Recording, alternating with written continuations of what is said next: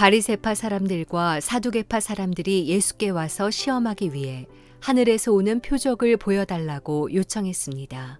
예수께서 대답하셨습니다. 너희는 저녁에 하늘이 붉으면 내일은 날씨가 좋겠구나 하고 아침에 하늘이 붉고 흐리면 비가 오겠구나 예측한다. 너희가 하늘의 징조는 분간할 줄 알면서 시대의 표적은 분간하지 못하느냐. 악하고 음란한 세대가 표적을 찾지만 요나의 표적 말고는 아무것도 받지 못할 것이다. 그리고 예수께서는 그들을 떠나가셨습니다. 제자들은 호수 건너편으로 갔는데 그들이 빵을 가져오는 것을 잊었습니다. 예수께서 말씀하셨습니다. 조심하라. 바리새파 사람들과 사두개파 사람들의 누룩을 주의하라. 그들은 자기들끼리 우리가 빵을 두고 와서 하시는 말씀인가 보다 하며 수군거렸습니다. 예수께서는 그들이 수군거리는 것을 알고 물으셨습니다. 너희 믿음이 적은 자들아, 왜 빵이 없는 것을 두고 말하느냐? 너희가 아직도 깨닫지 못하느냐? 빵 5개로 5,000명을 먹이고 몇 바구니나 모았는지 기억나지 않느냐? 빵 7개로 4,000명을 먹이고 몇 바구니나 모았느냐? 내가 빵을 두고 말하는 것이 아님을 너희는 어찌 깨닫지 못하느냐? 바리새파 사람들과 사두개파 사람들의 누룩을 주의하라. 그때에야 그들은 빵의 누룩이 아니라 바리새파 사람들과 사두개파 사람들의 가르침에 대해 주의하라고 하시는 예수의 말씀을 알아차렸습니다. 예수께서 가이사랴 빌립보 지방에 이르러 제자들에게 물으셨습니다. 사람들이 인자를 누구라고 하느냐? 그들이 대답했습니다.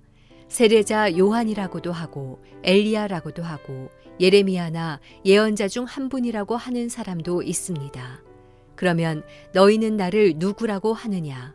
예수께서 물으셨습니다. 시몬 베드로가 대답했습니다. 주는 그리스도이시며 살아계신 하나님의 아들이십니다.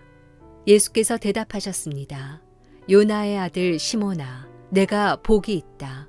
이것을 내게 계시하신 분은 사람이 아니라 하늘에 계신 내 아버지시다. 그리고 내가 너에게 말한다. 너는 베드로다. 내가 이 반석 위에 내 교회를 세울 것이니 지옥의 문들이 이것을 이길 수 없을 것이다. 내가 내게 하늘나라의 열쇠를 줄 것이다. 무엇이든 내가 땅에서 매면 하늘에서도 매일 것이요. 내가 땅에서 풀면 하늘에서도 풀릴 것이다. 그 후에 예수께서는 제자들에게 자기가 그리스도이심을 아무에게도 말하지 말라고 당부하셨습니다. 금요일 아침 기도를 시작하겠습니다.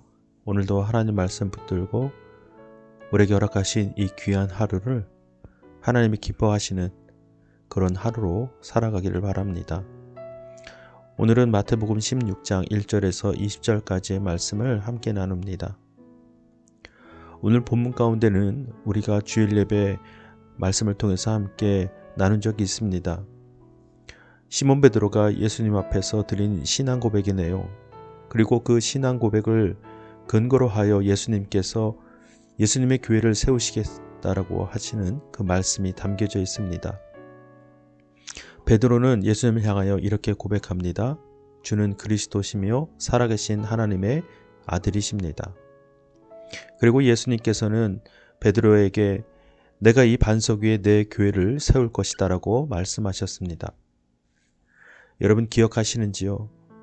이 땅에 있는 수많은 교회는 예수 그리스도를 구주로 영접하고 또 인정하고 고백하는 그 성도의 신앙 고백 위에 세워지게 되는 것입니다. 그것이 한 사람이든 수많은 사람이든 그 수와는 상관없이 한 사람의 성도가 예수 그리스도를 구주로 고백한다면 바로 그것이 주님의 성전된 거룩한 교회가 될 것입니다. 그런데 이 세대에 그런 신앙 고백으로 세워진 교회가 어떤 교회인지 우리는 바로 보아야 할 것입니다. 단순히 세상에 그 교회의 위세를 드러내기 위해서 혹은 세상의 목적과 방법을 통해서 그 교회가 세워진다고 한다면 그것은 결코 교회라고 할 수 없을 것입니다. 외적으로는 교회의 모습을 띠겠지만 오늘 예수님께서 말씀하신 그 신앙의 고백 위에 세워진 교회는 분명 아닐 것입니다. 그러니 이 세대에 정녕 필요한 그 교회의 모습은 정직하고 겸손하며 또 올바른 신앙 고백 위에 세워져야만 하는 것입니다. 그래야지만 이 땅에 이 세대를 향해 참된 영향력을 펼칠 수 있는 그런 교회의 역할로 감당할 수 있을 것입니다. 그러나 이 세대는 어떤 세대입니까? 오늘 예수님께서 말씀하신 것처럼 표적을 구하는 세대, 바로 그 세대가 우리가 사는 세대일 것입니다. 수많은 지식과 과학과 또 여러 가지 학문을 통해서 하나님을 증명하고자 노력하는 그 헛된 노력의 모습은 곧 표적을 구하는 세대와 다를 바가 없을 것입니다.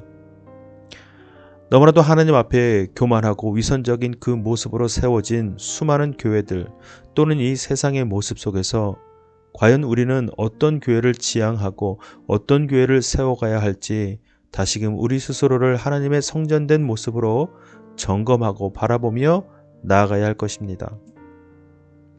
무엇보다 우리 삶에 하나님의 표적이 있어야지만 나의 믿음의 반응을 드리는 그런 삶의 자세가 아니라 온전히 우리에게 주시는 그 구원의 놀라운 은혜와 또 하나님의 말씀을 통하여 정말로 순전한 모습으로 주님을 구주로 고백하고 또 영접하는 그런 모습의 삶을 살아가야 할 것입니다.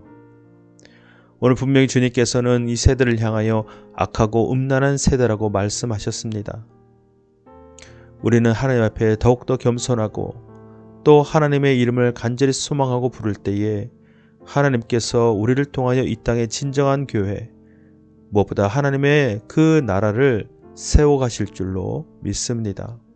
사랑하는 여러분, 오늘의 하루의 삶을 통해 여러분이 어느 곳에서 어떤 역할로 어떤 모습으로 서 있을지는 모르지만 그 자리에서 여러분을 통해 하나님의 나라를 세워가실 그 하나님의 계획하심이 있음을 믿고 또 그 믿음으로 사는 우리 모두가 되기를 바랍니다.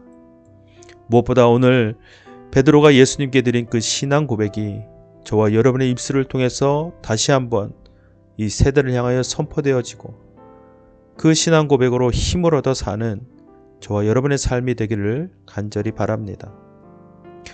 이 시간 각자 주시는 하나님의 말씀을 묵상하고 그 말씀을 붙들며 우리에게 허락하신 이 하루를 의탁하며 기도하겠습니다. 더불어 오늘은 금요일입니다. 여러분 상황을 뚫고 주의 성전에 나와 함께 찬양하고 함께 기도하십시다. 하나님이 허락한 시간, 그 약속된 시간에 우리가 기도를 통하여 하나님과 교제하는 또 하나님의 뜻과 음성을 듣는 그 시간에 함께 하시기를 바랍니다. 자, 이제 하나님 말씀 묵상하고 기도하겠습니다.